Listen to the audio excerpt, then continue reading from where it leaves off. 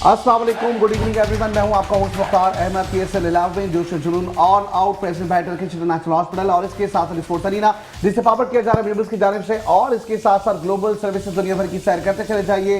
Global services का नाम हमेशा याद रखिएगा। प्रोग्राम का बाकायदा आगाज कर रहे हैं। PSL 11 का ये टाकरा है रोजाना की बुनियाद पर रात 11 से 12 बजे आप देखते हैं मेट्रो वन न्यूज की स्क्रीन पर। और जी हाँ, प्रोग्राम में आज भी हमारे साथ स्पोर्ट्स एनालिस्ट और इसके साथ साथ स्पोर्ट्स एक्सपर्ट्स मौजूद हैं। इसके साथ साथ वो खिलाड़ी भी मौजूद है जो मैदान में उतरते हैं, खेल के आते हैं, उसके बाद यहाँ तनकीद भी कर रहे हैं। तो भाई ऐसे भी प्लेयर्स हमारे साथ मौजूद है। अच्छा जी, प्रोग्राम का आगाज कर रहे हैं और सबसे पहले इंट्रोडक्शन की जानी बढ़ेंगे हमारे गिरामी जो कि एक्सपर्ट भी हैं, एनालिस्ट भी हैं। फरहान फरीदी साहब हमारे साथ इस वक्त स्टूडियो में मौजूद है। सबसे पहले आपको भी वेलकम करेंगे और आपकी कुछ प्रेडिक्शंस बड़ी जबरदस्त रही, इसके लिए मैं आपको खराज तहसीन पेश करूंगा।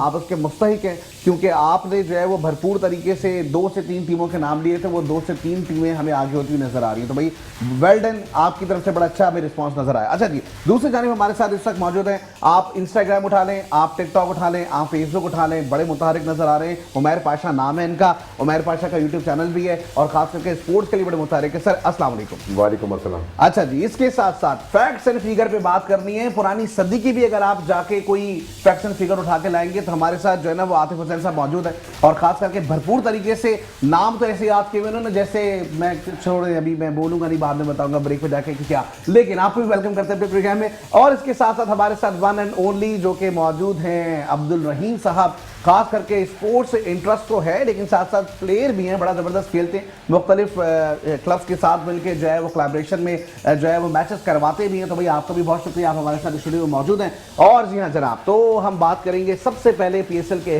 हवाले से। चूँकि जो मैचेस हैं वो हम देख रहे हैं कि हो रहे खास करके लाहौर के स्टेडियम में और इसके साथ साथ कराची के स्टेडियम में भी जारी और सारी हैं।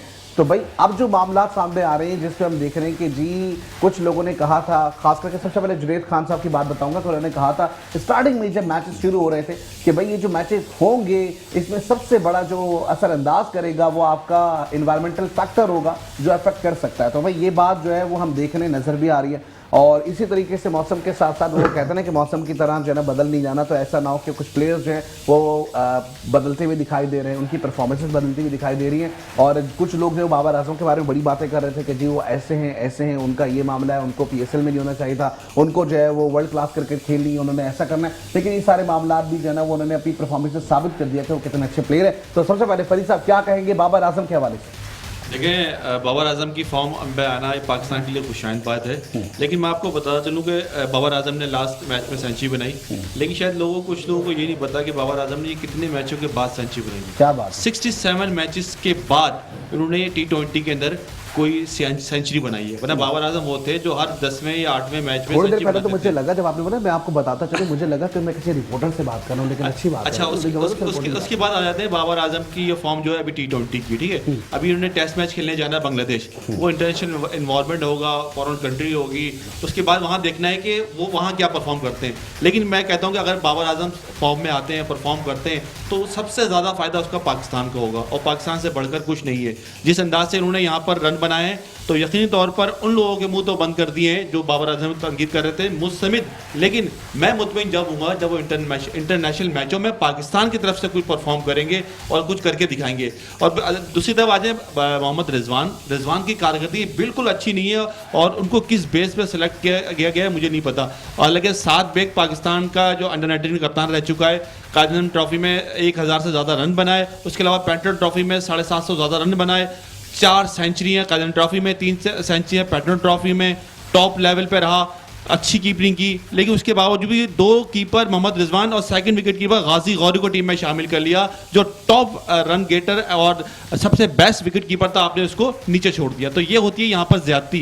किसी के साथ जब वो कोई अच्छी फॉर्म लगी हो, अच्छा परफॉर्म कर रहा हो, तो उसके नीचे वाले जो लड़के हैं जो बिल्कुल बॉटम पे, उनको आप टॉप लेवल पे भेज दें। इससे पहले वनडे की टीम अनाउंस हुई थी तो गाजी गौरी को भेज दिया था, डेब्यू करा दिया था, 7 बैग देखते रह गए थे। इस दफा टेस्ट की बारी आई तो भी गाजी गौरी देखते रह गए। तो ये नाइंसाफियां जब तक होती रहेंगी। आज का वाकया बताऊं आपको, ताज़ा तरीन वाकया डिस्ट्रिक्ट की, देखिए मैं लोकल लेवल से बताता हूँ, फखर जमान के साथ हुआ था कि उनको कह दिया आकिब जावेद ने कि वो अनफिट हैं, वो दूसरे दिन आके मैच खेलने को कह रहे हैं मैं तो फिट हूँ। आज इस सीनियर डिस्ट्रिक्ट में टीम सेलेक्ट हुई जोन 4 के अंदर, कोच थे जो फिटनेस टेस्ट ले रहे थे वो थे सरफराज सरदार। उन्होंने एक लड़के को जिसका नाम था दानियाल, उसको सुपर फिट करार दे दिया गया, फिटनेस टेस्ट पास कर दी, परफॉर्मेंस में पास हो गए। जब टीम के अंदर आए तो कोच ने कहा कि मुझे आप फिट नहीं लग रहे। कोच ने अपने ओपिनियन के मुताबिक जो पाकिस्तान का फिटनेस ट्रेनर था उसकी फिटनेस को डिसअन आउट कर दिया और उस लड़के को टीम से बाहर कर दिया। जोन 4 का वो लड़का तो नहीं था, अब देखिए उसने मौका देना था, ऐसा भी तो पर्सनल वाजिद अली पीसीबी के कोच हैं। जब पीसीबी के ट्रेनर ने लेकिन उनको इसे बोलने से क्या होता है, कोई मतलब कंडीशंस होगी ना कुछ लिख के तो दिया होगा। ऐसा उन्होंने तो ये नहीं लिख के बोल दिया आप मुझे, अनफिट और चले जाए, ऐसा तो नहीं हुआ। जिसने लिख के दिया था कि ये फिटनेस टेस्ट में पास है, उसने तो कुछ देख के फिटनेस ली होगी ना। इन्होंने तो बगैर देखे बोल दिया कि मुझे आप फिट नजर नहीं आ रहे। तो ये ज्यादतियां हो रही है। फखर जमान को आकिब जावेद ने बगैर देखे बोल दिया कि ये अनफिट है, वो अगले दिन मैच खेल रहा था। हारिस रऊफ कह रहे हैं कि वो अनफिट है, वो मैच खेल रहा था। जाके एक सर्टिफिकेट देते थे कि आपकी आंखों में कुछ प्रॉब्लम है, वो बोलते 6/6 नहीं है, जरा सही से देख लें। खैर ये जो बातें ना नाइंसाफी और ये सारी चीजें, ये बहुत छोटी लेवल पे चीजें होती रहती हैं, लेकिन इसको थोड़ा सा अगर नजरअंदाज कर दिया जाए और आगे बढ़ जाए अगर, तो मुझे लगता है कि जो परफॉर्मेंस किसी भी शख्स की है वो खुद बतला देती है कि वो मैदान में उतरने के बाद कैसा है। कुछ लोग ऐसे भी थे कि कुछ प्लेयर्स के बारे में बात करते हुए दिखाई दे रहे थे कि जी ये नाअहल है, इसको क्यों रख लिया, लेकिन उन्होंने साबित किया मैदान में आने के बाद। तो कभी कभी कुछ लोगों को इसलिए चांस देना चाहिए कि भाई बोलने वालों को बोलने दें, काम करने वाले करके चले जाएंगे। वो कहते हैं कुछ कर जा या तो घर जा, तो कुछ लोग घर चले जाते हैं, कुछ लोग कर जाते हैं। जी बड़े के दूसरी जानिब हमारे साथ उमर पाशा साहब मौजूद हैं। उमर पाशा साहब, बाबर आजम का मैंने कल भी ये कहा था, आपने बल्कि अपने कल इंट्रो में कहा था कि भाई वो तो फिर आपने फौरन कंपेयर करने शुरू कर दिया उसको कोहली से, और उससे बहुत अच्छा खेला,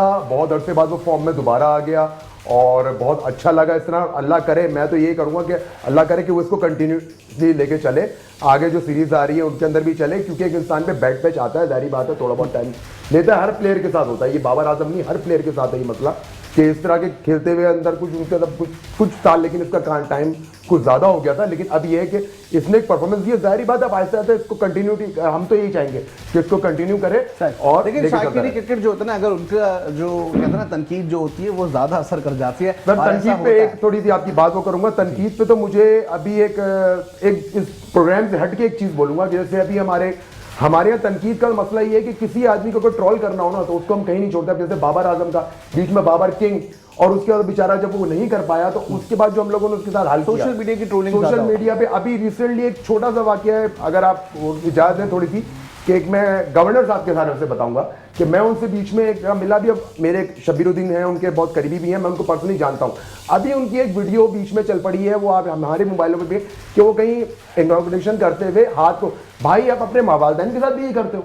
एक एज होती है इंसान की, नजर नहीं आया, गलती हो गई, उस वीडियो को टॉप ट्रेंड बना हुआ है। हमारे यहाँ तो इस चीज का, हमारे यहाँ तो मतलब एक अजीब ही किस्म का एक माहौल, उसमें मैं भी शामिल हूँ कि अगर हम किसी को ट्रोल करने पे आ जाए, यही बाबर हर क्रिकेटर के साथ भी यही होता है कि बेचारा एक में आज उसने 100 किए, कल वो 2 पे आउट हो जाए, फिर आप देखना हम ही आप बैठे हुए होंगे और भाई को तो मौका भी मिल जाएगा, तो उसके बाद जो हम करेंगे वो आप। सही बात है, लेकिन मसला वही है कि हम ये देखते हैं कि जी सियासतें जो है वो बुरूज पे सोशल मीडिया के जरिए ज्यादा सियासतें की जा रही होती है, तो भाई इससे थोड़ा सा इस्तेमाल करना चाहिए। अच्छा जी, दूसरी जानिब हमारे साथ इस वक्त मौजूद हैं आतिफ हुसैन साहब। आतिफ हुसैन साहब, बाबर आजम अब हम देख रहे हैं कि अच्छे रन बना चुके हैं, थोड़ा सा फैक्ट्स एंड फिगर में बात कर लें, इसके अलावा और कौन से प्लेयर्स हैं जो उनके टक्कर के हैं? पाकिस्तान में तो फिलहाल कोई ऐसा प्लेयर नहीं है दौरे हाजिर में जो बाबर आजम के टक्कर को 20 वनडे से। बाबर आजम नहीं हो गए, बर्रे आजम हो गए। Babar Azam king, Babar Azam king in Pakistan. आप don't compare with Virat Kohli. Previously भी कोई ऐसा नहीं प्लेयर है? नहीं, प्रीवियसली बहुत बड़े बड़े प्लेयर हैं, इंजमाम उल हक, मोहम्मद यूसुफ, यूनुस खान, सईद अब्बास, सईद अनवर, काफी लोग रहे। सईद अनवर ने 18 one day 20 one day century Saeed Anwar की है, बाबर आजम की 20 वनडे सेंचुरीज हो गई हैं। तो बाबर आजम की क्लास एक डिफरेंट है और उनके थोड़ा बैक पैच आया था और उससे निकल गए, और इंशाल्लाह हमें उम्मीद रखनी चाहिए कि वो बाबर आजम बहुत अच्छी बाबर ने 20 सेंचुरी करेंगे। कहां पर बनाई है? वनडे। तो वनडे के अच्छे प्लेयर, वनडे बहुत अच्छे प्लेयर। टी20 में बाबर आजम की सेंचुरी है। बाबर आजम टी20 अच्छे प्लेयर नहीं है।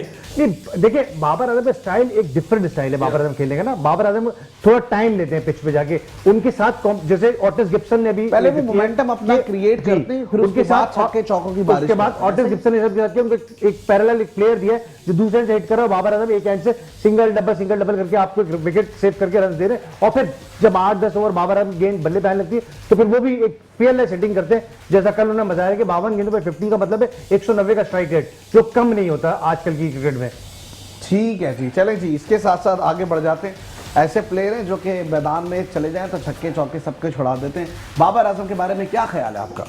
जी बहुत शुक्रिया। बाबर आजम के बारे में ये ख्याल है कि मुबारक हो सेंचुरी की, लेकिन वंस आ लेजेंड सेट के फिर से सीटी बजेगी और स्टेज सजेगा और इश्तिहारी जो है सुपरस्टार सामने आएंगे, तो वही होने जा रहा है लेजेंड। सीटी बजेगी, ढोल भी बजेगा, तालियां भी होंगी। तालियां बजेंगी नहीं बजेंगी ये बताएं।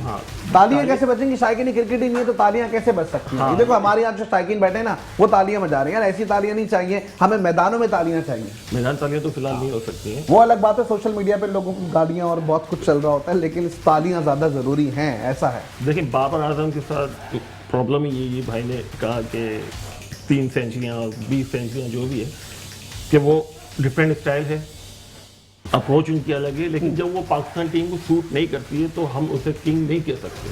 ठीक। अब देखिए मेंडिस ने उनके दोनों इनिंग में मेंडिस ने साथ दिया है तो उन्होंने किया है। अगर मेंडिस साथ नहीं कहते, वो दबाव नहीं उतारते तो बाबर नहीं कर सकते। ये फैक्ट है बात, क्योंकि बाबर आजम का जो टेक्निक है वो क्लास प्लेयर। ठीक है, अच्छा जी। लेकिन यहाँ पे एक चीज, जी जी चले आप पहले कंप्लीट करें फिर मैं नहीं आप कहें। मैं बात कर रहा था कि कल जो होने वाले 2 मैचेस हैं, जिनमें से हम कल प्रेडिक्शंस में हमने जो है वो बात की थी खास करके उमैर साहब से, और इसके साथ साथ मेरे ख्याल से हमारे साथ मौजूद थे दूसरे आतिफ हुसैन साहब। इन दोनों ने प्रेडिक्शन तो दे दी थी, लेकिन आपकी और आपकी प्रेडिक्शन रह गई है पहले वाले मैच की। मतलब 2 मैचेस कल होने के लिए जा रहे हैं, एक कराची स्टेडियम में मेरे ख्याल से होगा और एक जो है वो लाहौर स्टेडियम में, ऐसा ही जी ऐसा ही। अच्छा जी, अगर मैं लाहौर कलंदर्स और कोयटा ग्लैडिएटर्स की बात करूं तो आप किस टीम की जानिब मूव करेंगे? लाहौर कलंदर्स। सर आप किसकी तरफ जाएंगे? देखिए अब लाहौर में मैच हो रहे हैं, अब आखिरी 3 मार्के रह गए हैं और इत्तेफाक की बात है 4 टीमें जो है ना वो 7 मैचों के बाद 3 मैच जीती हुई, 4 मैच हारी हुई। लाहौर के अंदर कराची, कोयटा और इस्लामाबाद की ये मुल्तान सुल्तान और ये टीमें निकल चुकी हैं। पेशावर की टीम जो है वो तकरीबन क्वालिफाई कर चुकी है 100%, और मुल्तान सुल्तान 9 पॉइंट के साथ जो है वो कल बहुत ज्यादा प्रेशर नहीं होगा लाहौर कलंदर्स पे, क्योंकि लाहौर कलंदर्स लाहौर स्टेडियम में ही मैच है। अब जो प्रेशर भी होगा दोनों टीमों पे होगा, किसी एक टीम पे प्रेशर नहीं है। अब जो भी टीम होगी वो कम से कम सारे मैच जीतेगी, कम से कम 2 मैच जीतेगी। और रन रेट पे आ जाए तो कोयटा का रन रेट जो है वो लाहौर से बेहतर है, और कराची का रन रेट जो है लाहौर से भी गिरा हुआ है। तो अब यहाँ पर रन रेट भी बेहतर करना है, मैच भी जीतने हैं। वैसे ही लाहौर कराची का कंपैरिजन अब नहीं है भाई, एक पेरिस बना हुआ है यहाँ पे लोग। अरे भाई भाई भाई भाई भाई कोई पेरिस देखें सोमालिया जैसी एक मिनट जरा मैं इनको क्लियर कर दूं। कल भी इन्होंने बोला था, कल मैंने छोड़ दिया था मुख्तार भाई, आज मैं थोड़ा सा आपको बता दूं। आपने बार बार आप लाहौर कराची कर रहे हैं। अब वो सीधा भाई लाहौर में और कराची में बहुत फर्क है।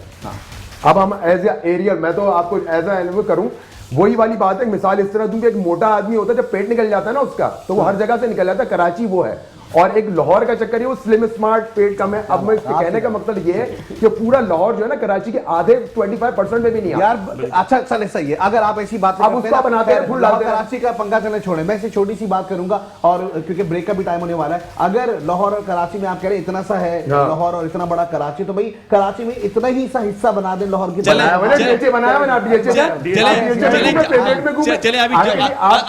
अभी जो टॉप 10 बना हुआ है, जो बात हो रही है पेरिस की, जिन्होंने ये बात की है, जिन खातून ने ये बात की है, वो हकीकत में की है। जहां वो रहती हैं फेस 8 के अंदर, आप चले जाएं। नहीं रहती जिन्होंने बात की है, जिन्होंने बात की वो भी यहीं रहती हैं फेज 8 के लिए। पेरिस अच्छा, उन्होंने किया है, पेरिस की उन्होंने लूटामारी के हिसाब से उन्होंने किया था। पेरिस में लूटामारी हमसे ज्यादा होती है। आप जाके फेस में देखें, वहां के शॉप पे देखें, वहां के नॉर्मल देखें, वहां की सड़कें देखें, वहां पर जो चीज भी नजर आएगी आपको इसी तरह नजर आएगी। आप हर चीज ब्रांडेड नजर आएगी। खैर हम खेल पे बात कर रहे हैं। यहाँ पर हैदराबाद की टीम भी जो लगता है शायद उन्होंने पेरिस में विजिट नहीं किया, इसलिए उनको पता ही नहीं था। खैर वो हो सकता है बाद में माफी कवर कर लिया। लेकिन आप आपको शॉर्ट ब्रेक का ब्रेक जुड़े रहे, देखते रहे खुसूसी प्रोग्राम जिसका नाम है PSL 11 जोश जुनून all out, present by Turkish international hospital और इसके साथ साथ स्पोर्ट्स अरीना, जिसे पावर्ड किया जा रहा है मेबल्स की जानिब से, और इसके साथ साथ ग्लोबल सर्विसेज टूरिज्म, दुनिया भर की सैर करते चले जाइएगा। ओके जी, वेलकम बैक। एक बार भी खुशामदीद करेंगे अपने प्रोग्राम PSL 11 जोश जुनून all out, present by Turkish international hospital और इसके साथ साथ स्पोर्ट्स अरीना, जिसे पावर्ड किया जा रहा है मेबल्स की जानिब से, और इसके साथ साथ ग्लोबल सर्विसेज टूरिज्म, दुनिया भर की सैर करते चले जाइए। ग्लोबल सर्विसेज नाम हमेशा याद रखिएगा, चूंकि प्रोग्राम में थोड़ा सा हमने देखा कि जी सियासत की जानिब जो है ना वो टर्न हो गए थी बहुत सारे मामला, तो मैंने कहा भाई थोड़ा सा निकल जाएं वहां से भी, थोड़ा हम ग्राउंड में आ जाते हैं ताकि हम अच्छे से खेल सकें। तो भाई हम बात कर रहे थे खास करके PSL के हवाले से, और इसमें जो कल होने वाले मैचेस हैं उसके हवाले से बात कर रहे थे। लेकिन उससे पहले चूंकि हमारा जो ये राउंड है, इस सेकेंड राउंड में जब हम ब्रेक से वापस आते हैं तो सबसे पहले अपने स्पॉन्सर्स का शुक्रिया अदा करते हैं। तो भाई शुक्रिया अदा करेंगे सबसे पहले खास करके टर्किश इंटरनेशनल हॉस्पिटल का। टर्किश इंटरनेशनल हॉस्पिटल जो कि मेन शार फैसल मलीर 15 और ख़ास करके काला बोर्ड पर मौजूद है।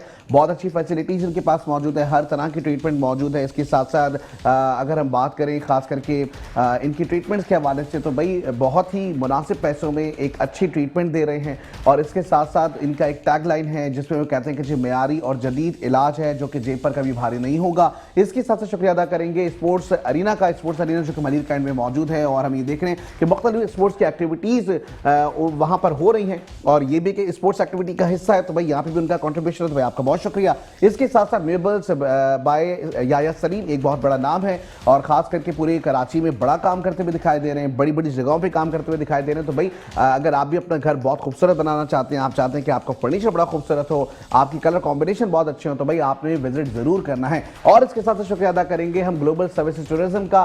दुनिया भर की सैर कीजिए और अपने वीज़ों के हवाले से अगर आपको किसी भी किस्म की प्रॉब्लम्स हैं तो आपने लाजमी ग्लोबल सर्विसेज को याद रखना है। इसके साथ साथ इस वक्त मेरे पास एक गिफ्ट मौजूद है और मैं अपने कैमरामैन को कहना चाहूंगा कि इस गिफ्ट को जरूर दिखाएं।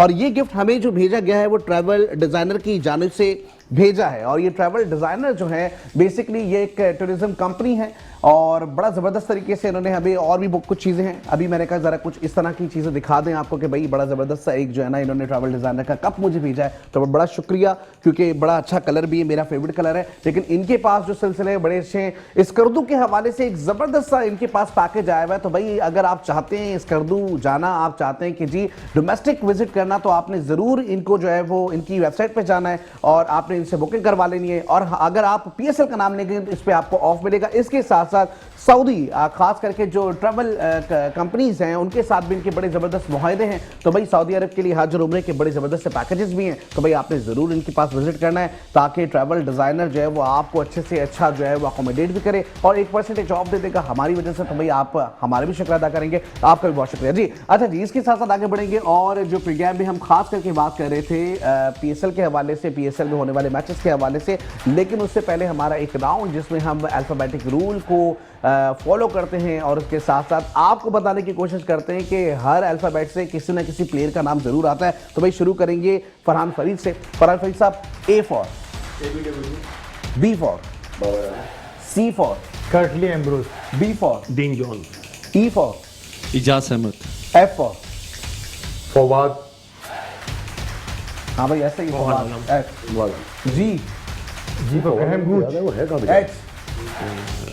H हारिस रऊफ, क्या बात है भाई, हारिस रऊफ का नाम भी आ गया। I Imran Khan, J Javed my dad, मेरी भी फेवरेट है, मेरी भी फेवरेट, दोनों फेवरेट है। K कपिल देव, क्या बात है। L L ब्रेन ला रहा हूँ, हाँ लिबोश लबोशन, लबोशन। चलें भाई, भाई तो मैंने भी थोड़ी सी हेल्प कर दी इनकी। M मोहम्मद रिजवान, N नासिर हुसैन, क्या बात है। O Otis Gibson, P Peterson, Q Quinton de Kock, हो R राशिद लतीफ़, अरे यार रिजवान भी तो हो सकता था, वो मोहम्मद रिजवान है, सही है, ये बात भी सही है। अच्छा जी, S सचिन रमेश तेंदुलकर, T तेंदुलकर, सचिन तेंदुलकर ना, वो आप हो भी गया। कीजिए। T T Tabraiz Shamsi, Tabraiz Shams. Q नहीं U उमर अकमल, V लीवन रिचर्ड्स, क्या बात है। U V W Wasim Akram, X से तो एक्स से इन्हीं से पूछा जाए, एक्स से इन्हीं से पूछा जाए। एक इन्हीं को याद है, दो दिन से बता रहे हैं, वो एक्स का कुछ बता रहे हैं। प्लेयर है। नहीं आप जाएंगे, आप बताएं। चलिए आप बताएं। फरहान भाई के पूछे, चलिए फरहान भाई, आप बताएं। एक्सल पटेल, हैं? एक्सल पटेल, अक्षर पटेल, अक्षर AX अक्षर पटेल। एक्स से सिर्फ दो ही प्लेयर आते हैं। कौन? एक के ऑस्ट्रेलिया का फास्ट बॉलर जेवियर बाटलेट और दूसरा एक 19 में वेस्ट इंडीज से खेला था जेवियर मार्शल, एक टेस्ट और 15 वनडे या 16 वनडे। जेवियर मार्शल, क्या बात है। मैंने रात को उसको वो देखा, फीवन वो आपने मार्शल का बोला ना, मुझे वो याद आ, मैंने वो तो चले भाई, वाई वाई वाई वाई वाई वाई वाई वाई वो तो हमारी पैदाइश से ही पहले वाई वाई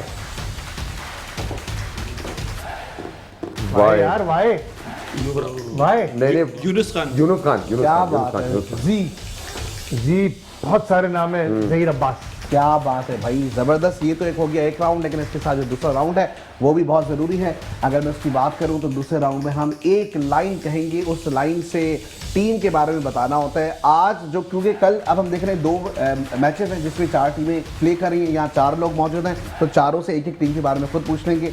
अगर डैश होता तो ये डैश, मतलब वो जो टीम है डैश में टीम आ जाएगी, सही, तो वो टीम जो है वो कंप्लीट हो जाती है। आप उसमें कोई परफॉर्मेंस भी डाल सकते हैं, आप किसी प्लेयर का नाम भी दे सकते हैं, आप कोई खामी भी बता सकते हैं, कोई खूबी उसमें ऐड कर सकते हैं, खामी को निकाल सकते हैं, खूबी को ऐड कर सकते हैं, ऐसा कर सकते हैं हम। अगर तो पहली जो टीम है हमारे पास, अगर मैं बात करूं तो मैं रावलपिंडी की बात करूंगा। रावलपिंडी अगर अपनी कैपेबिलिटी से या अपनी प्लेयर्स की जो परफॉर्मेंस थी उससे अगर एक मैच पे जीत जाती तो शायद शाकीनों के दिल में वो आज जिंदा रहती, लेकिन वो 7 मैच हार गई। अगर वो एक भी मैच जीत जाती तो शायद शाकीनों के दिलों में जिंदा रहती। जिंदा तो रहेगी वैसे,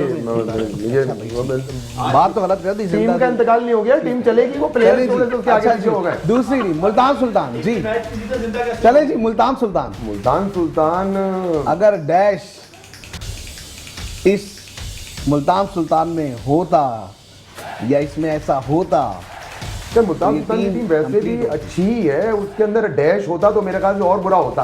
मेरे ख्याल से अभी वो सही है, वो सही है, वो ज्यादा सही है, पूरी कंप्लीट है मुल्तान सुल्तान। मेरे साथ ये मुझे लगता है कि एक ट्रॉफी लाते हैं, इनको दे देते हैं, क्योंकि जैसे उन्होंने उस दिन बात की, उन्होंने बोला जी पूरी टीमें कई सारी एक तरफ है और एक तरफ जो उन्होंने बता दिया भाई पेशावर ज़ल्मी है। अब ये भी कह रहे हैं कि कंप्लीट टीम जो है मुल्तान सुल्तान है। अब आप इसमें बिल्कुल कायम रहिएगा। मैं कायम हूं, पीएसएल की आखिर तक आपने कायम हूं। अब मुझे लग रहा है पीएसएल में जो है पेशावर ज़ल्मी और मुल्तान सुल्तान आपस में टकरा जाए, ऐसा भी हो सकता है, देख लेते हैं क्या होता है। अच्छा जी, नेक्स्ट कोयटा ग्लैडिएटर। मैं जी आप कोयटा ग्लैडिएटर, अगर sir Isaac Vivian, Alexander Richard उनके मेंटोर होते तो ये अभी बहुत ऊपर होती।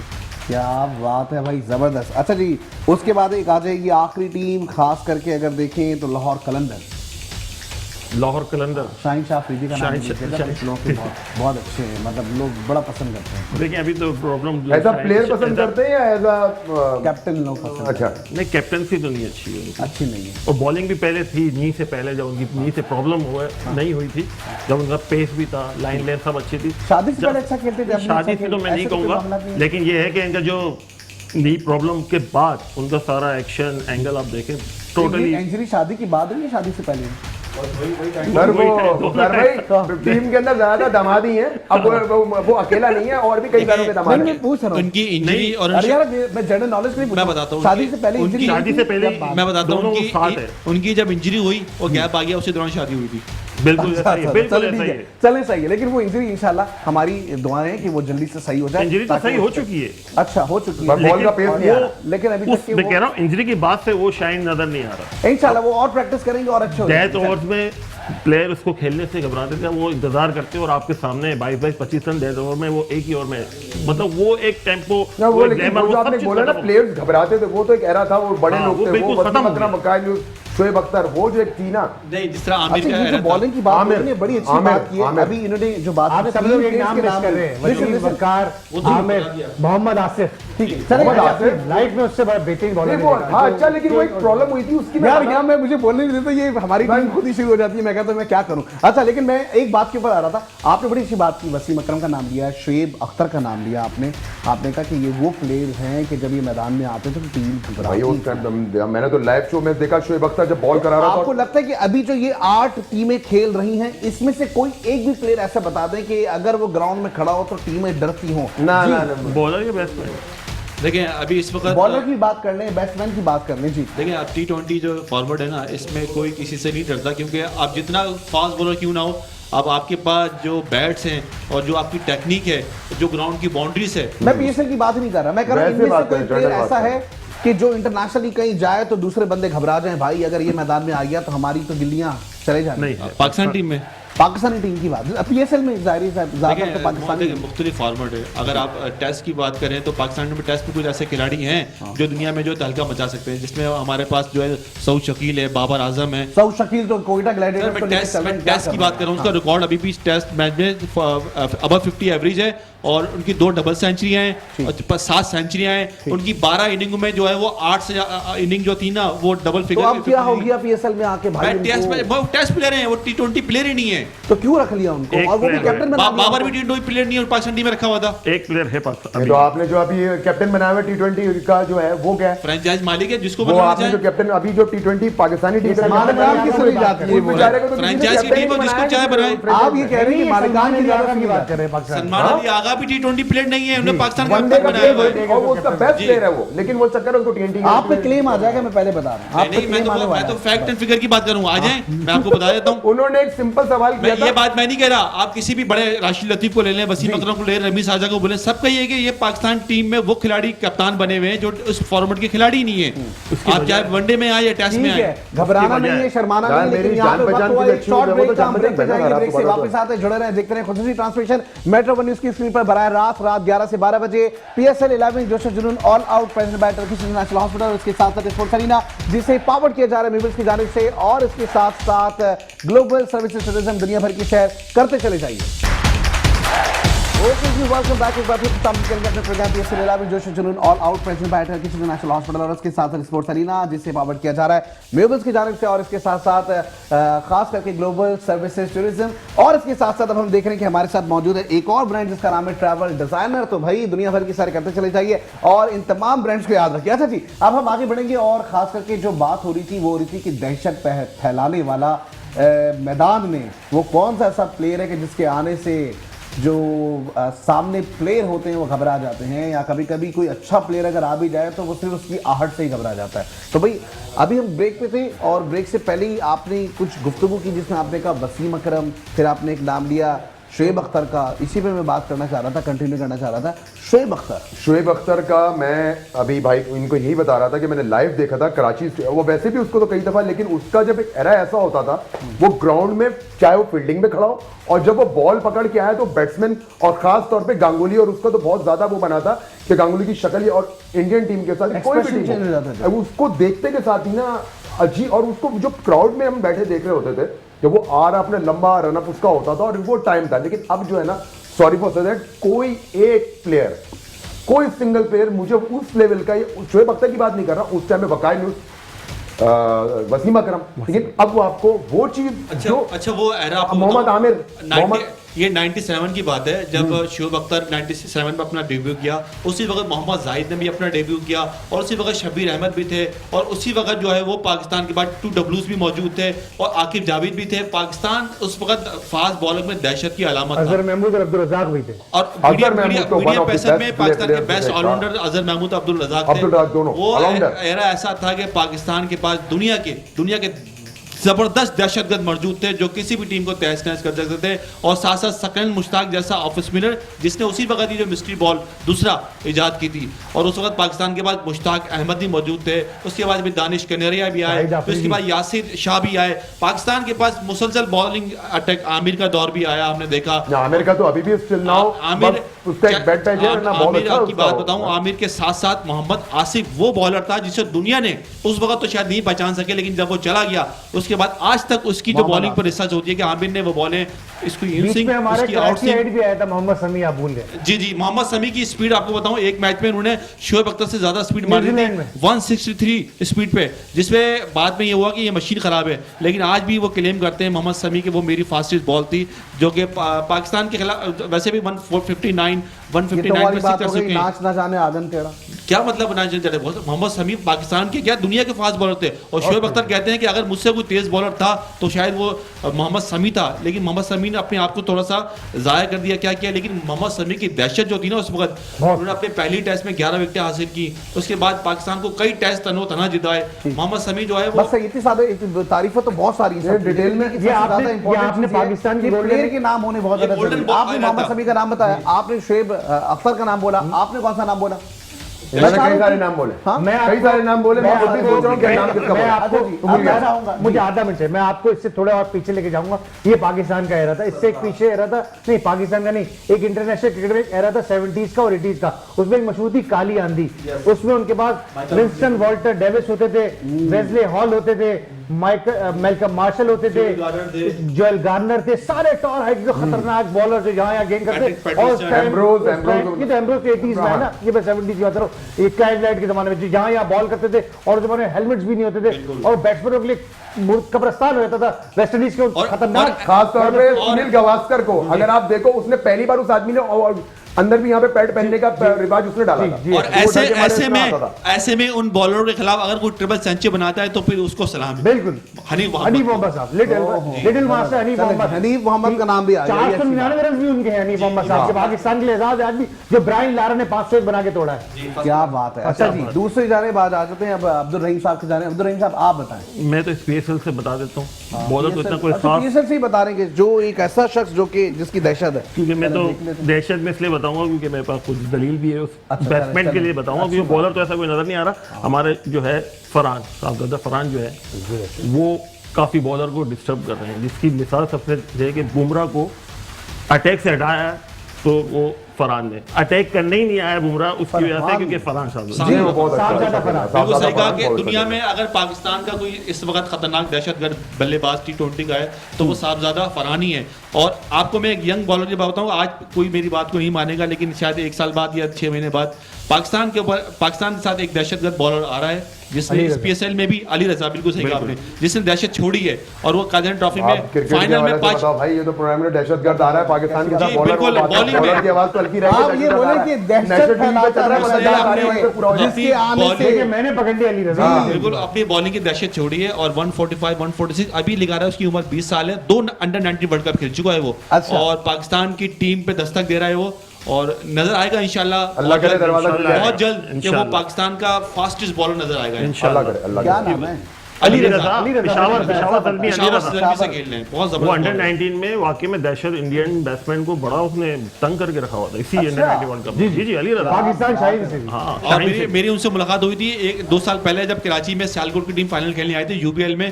उन्होंने उस फाइनल मैच में, हालांकि 2 साल पहले की बात है, 5 विकेटें हासिल की थी और सियालकोट को 17 साल बाद कामयाबी दिलवाई थी काजन ट्रॉफी में। बहुत अच्छी बात है। अच्छा, आपने जो नाम दिया खास करके फरहान साहबजादा की बात, साहबजादा फरहान की हम बात कर रहे थे, आपको लगता है कि इसकी टक्कर का और भी कोई PSL में है या थोड़ा सा भले नीचे हो? लेकिन देखिए वैसे तो अभी जो यंग खिलाड़ी समीर मिनास ने शानदार प्ले किया और वो नजर आ रहा है पाकिस्तान का मुस्तकबिल है। और रमीज राजा ने ये कहा है कि किंग विलियमसन टाइप का जो वो बैट्समैन है जो पूरी इनिंग करता है, कब वो अपने 50 कर जाता है पता नहीं चलता। और जिस अंदाज से वो इनिंग डेवलप करता है, उसने 174 की इनिंग जब एशिया कप में इंडिया के खिलाफ खेली तो सबको नजर आया। और उनका खेलने का स्टाइल ऐसा है कि वो किसी भी वक्त किसी भी बॉलर को कहीं भी कोई शॉट खेलते हैं, चारों तरफ खेलने वाले खिलाड़ी हैं। मोहम्मद यूसुफ ने जो सिलेक्टर भी हैं अभी जूनियर के, उन्होंने भी इसकी तारीफ की है। तो साहबजादा फरहान के बाद अगर T20 में कोई यंग खिलाड़ी है तो मुझे यहाँ पर वो नजर आ रहा है कि समीर मिनाज जो है, हालांकि और अभी शामिर हुसैन ने भी अच्छा परफॉर्म किया है, मास सदाकत ने भी अच्छा परफॉर्म परफॉर्म किया है। अगर आप देखिए तो हमारे कैप्टन फरहान यूसुफ जी, फरहान लेके टॉप पे वो। ओके जी, अब हम प्रेडिक्शन की जाने बढ़ेंगे क्योंकि पहला मैच जो है उसकी प्रेडिक्शन सबकी आ चुकी है। तकरीबन 6 लोग ऐसे हैं जो कि कोयटा ग्लैडिएटर को सपोर्ट कर रहे हैं और खास करके लाहौर कलंदर्स को जो है वो तकरीबन 2 लोग हैं जिन्होंने सपोर्ट किया है। अच्छा जी, अब इसके साथ साथ अगर देखिए ये 8 लोगों में कल की और आज की बात मिला के कह रहा हूँ। और इसके साथ साथ जो दूसरा मैच है वो है रावलपिंडीज और इसके साथ साथ हमने देखा मुल्तान सुल्तान का। अब इसका मैं चाहूंगा कि जी मुल्तान सुल्तान और रावलपिंडीज में से आप किसको चुनते हैं? देखिए पहले आप ये नहीं बोल दीजिएगा कि रावलपिंडी जो है वो इतनी ऑफ है, वो खेली नहीं। भाई मैदान में आने के बाद खेल लिया तो फिर नहीं, मैं इनको उन्होंने अपनी थोड़ी सी रेपुटेशन बनानी है मैच जीतने। मैं आपको बता दूं मुझसे 3 टीमें, मैं अपने माइंड से बता रहा हूं, 3 टीमें क्वालिफाई कर चुकी हैं, हालांकि अभी ऑफिशियली एक ही टीम क्वालिफाई की है, ऑफिशियली एक ही टीम है। लेकिन अब एक टीम के पेशावर होती है मुल्तान, वो टीम तकरीबन हो चुकी है, हालांकि उन्होंने मैच जीतने अभी अभी एक मैच जीतना बाकी है, 1 पॉइंट बाकी उनका, पेशावर पहुंच चुकी है, बाकी नहीं कह सकते आप। लेकिन मैं आपको ये बताऊं कि हैदराबाद भी क्वालिफाई कर सकता है, रास्ता खुला हुआ है, तीनों मैच जीतने उन्हें। इसी तरह कोयटा भी क्वालिफाई कर सकता है, कराची भी और लाहौर भी। कराची मत बोलो यार, क्या हो गया? कर सकते हैं सबके, देखिए सबके पास कराची कैसे कर सकते हैं? कराची कैसे कर सकते सबके 6 पॉइंट है, सही कह रहे हैं। बताओ सबके 6 पॉइंट है और सबके 3 तीन मैच बाकी है, रन रेट मैच जो टीम जीतेगी लाजमी सी बात है और क्वालीफाई। कल आपने बताया, मैं समझता हूँ रावलपिंडी का बहुत मुश्किल है जीतना, लेकिन उसके बावजूद मैं कहता हूँ रावलपिंडी कुछ भी कर सकती है, लेकिन मुश्किल है रावलपिंडी के लिए क्योंकि उनके पास रास्ते बंद है सारे। अब उन्होंने कुछ हम तो डूबे हैं सनम, तुम्हें भी डूबेंगे वाली कहानी हो सकती है कि वो जाते जाते लेकिन मुल्तान सुल्तान के लिए भी तो देखें ना, अगर रावलपिंडी कल जीत जाता तो मुल्तान सुल्तान आपको नहीं लगता कि उसके लिए एक, देखिए मुल्तान सुल्तान इस वक्त सिर्फ 1 पॉइंट के फासले पे है, तो हो सकता है वो 1 पॉइंट है जो आज कल मिल सकता है, शायद वो ना मिले उसको। और उसका रन रेट भी बहुत बेहतर कभी है। कभी ऐसा भी तो होता है कि वक्त दरकार जो है ना, वक्त ज्यादा हो जाता है और फिर वो चीज आप हासिल नहीं कर लेकिन पाते। अगर मेरी ओपिनियन जाने तो मुश्किल है मुल्तान सुल्तान कल जीत के जो है वो अपनी सीट को और पक्का कर लेगा। ठीक है जी, चले जी, इसके साथ साथ जो है वो जल्दी में चाहूंगा क्योंकि वाइंड अप का बिल्कुल मैं कहूंगा कि जी अब हम वाइंड अप होने के लिए जा रहे हैं जी। दोनों टीमें बता दें कौन सी टीम जीत सकती है, पहली टीम जो है वो रावलपिंडी या दूसरी जो है वो है मुल्तान सुल्तान। मुल्तान सुल्तान जी मुल्तान सुल्तान जी मुल्तान सुल्तान होगी। मुल्तान सुल्तान। भाई कल की प्रोडिक्शन के लिए सबने बोल दिया है कि मुल्तान सुल्तान ही जीतेगी, रावलपिंडी जो है वो नहीं जीतेगी, लेकिन मैं मुल्तान सुल्तान के साथ नहीं हूं, मैं रावलपिंडी के साथ हूं क्योंकि एक मौका शायद उनको और मिला है, वो शायद कुछ छक्के चौके लगा दें और जीत जाएं। आपके लिए खुशखबरी दे दूं, इस मेट्रो चैनल के प्रोग्राम के हमने मुसलसल बात की थी अब्दुल्ला फजल की और वो पाकिस्तान टेस्ट स्क्वाड में आ गए। बिल्कुल ऐसा, ये बात हो चुकी है हमारी और खास करके प्रोग्राम जो है अख्ताम की जानिब बढ़ चुका। प्रोड्यूसर वहां से बोले जा रहे हैं मुझे कि भाई बस कर दो, अब हो गया है, सारी तकरीरें हो गई। तो भाई आज के लिए इतना ही, इंशाल्लाह जिंदगी हालात के साथ तो होगी। आपसे फिर मुलाकात, अपना बहुत ज्यादा ख्याल रखिएगा। पाकिस्तान जिंदाबाद।